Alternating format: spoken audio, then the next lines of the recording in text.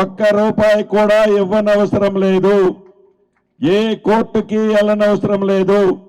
ప్రభుత్వమే, ఈ ప్రజా ప్రభుత్వమే మీ గ్రామాలకి, మీ ఇంటికి, మీ చెంతకి వస్తుంది.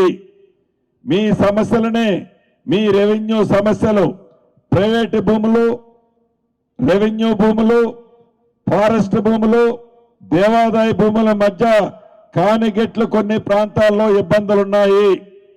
వాటిని సర్వే చేసి శాశ్వతంగా ఆ బౌండరీని ఫిక్స్ చేసి భవిష్యత్తులో ఏ రైతన్నకి ఇబ్బంది కలగకుండే విధంగా ఈ భూభారతి చట్టంలో ఈ అంశాలను పొందుపరచబడినవి.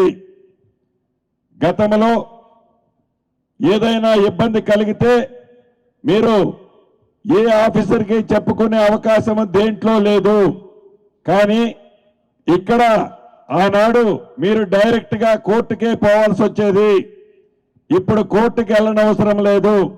ప్రతి సమస్యని రెవెన్యూ డిపార్ట్మెంట్లోనే పరిష్కార మార్గం కనుగొనే విధంగా గౌరవ ముఖ్యమంత్రి రేవంత్ రెడ్డి గారి కోసమో, గౌరవ మంత్రుల కోసమో, గౌరవ శాసనసభ్యుల కోసమో తయారు చేసిన చట్టం కాదిది. ప్రజలందరూ మెచ్చే విధంగా దేశవ్యాప్తంగా 18 రాష్ట్రాలలోని అనేక రెవెన్యూ చట్టాలు పరిశీలించి మీ అందరి కోరిక మేరకు ఆనాటి ప్రభుత్వం 4 గోడల మధ్య 4 వ్యక్తులు ధరణి చట్టాన్ని తయారు చేసినట్లు కాకుండా ఈ భూభారతి చట్టం ప్రజలు ఏమి కోరుకుంటున్నారో, ప్రజలు ఏ చట్టము పెడితే వారి సమస్యలు పరిష్కారం అవుతామని ఆలోచిస్తున్నారో అటువంటి చట్టమే ఈ భూభారతి చట్టం. ఈ చట్టంతో రాబోయే రోజుల్లో మీ సమస్యలన్నిటికీ పరిష్కారం కనుగొనే విధంగా గౌరవ ముఖ్యమంత్రి గారు, సహచర కేబినెట్ మంత్రులందరూ, దీంట్లో ప్రధానంగా శ్రీధరబాబు గారి పాత్ర చాలా పెద్దది.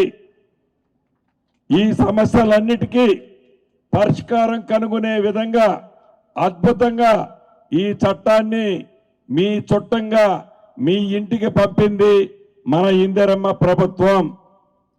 అధికారులకు ఒక్కటే చెప్పదలుచుకున్నాను, ప్రభుత్వం అద్భుతమైన చట్టాన్ని తయారు చేసింది.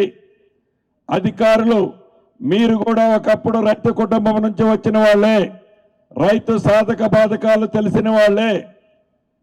తెలిసిన మీరు ఏ రైతన్నని, ఏ భూమి ఉన్న ఆసామిని ఎక్కడా కూడా చిన్న ఇబ్బంది పెట్టకుండా ఉండే విధంగా పాజిటివ్గా రైతుల పక్షపాతిగా ఈ చట్టాన్ని వారికి ఉపయోగపడే విధంగా మీరు సహకరించాలని ఆదేశిస్తూ, ఇక ఇందిరమ్మ ఇళ్ల విషయానికి వస్తే ఆనాటి ప్రభుత్వం 10 సంవత్సరాలలో కట్టింది, మొత్తం టెండర్లు పిలిచింది 98,654 ఇళ్ళు.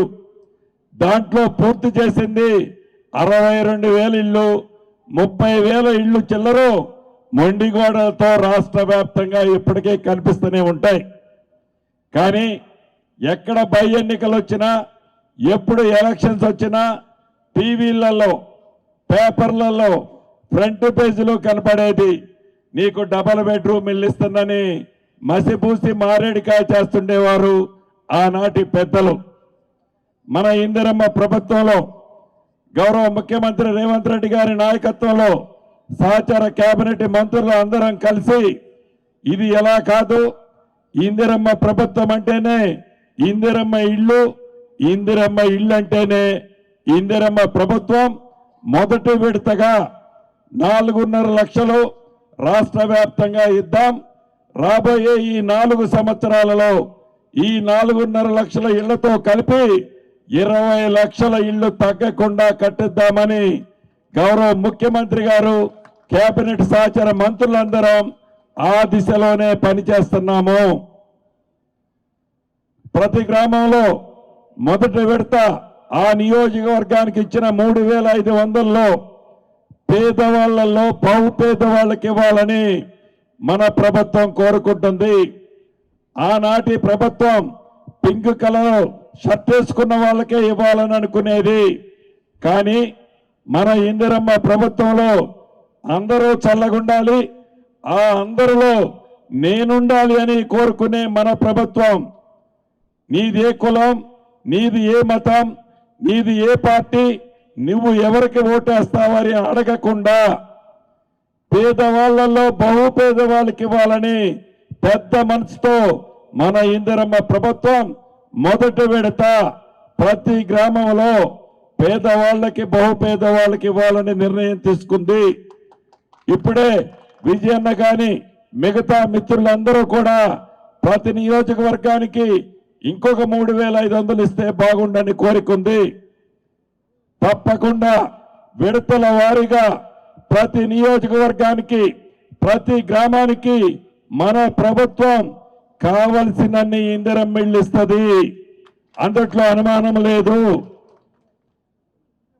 మీకు తెలియంది కాదు, రాష్ట్ర ఆర్థిక పరిస్థితి ధనిక తెలంగాణ రాష్ట్రాన్ని 10 సంవత్సరాలు పరిపాలించి 8,19,000 కోట్లు ఆనాటి ప్రభుత్వుడు దొరికిన కాడల్లా ఎంత వడ్డీ అంటే అంత వడ్డీకి తెచ్చి ఆ భారాన్ని మన నెత్తిన పెట్టాడు.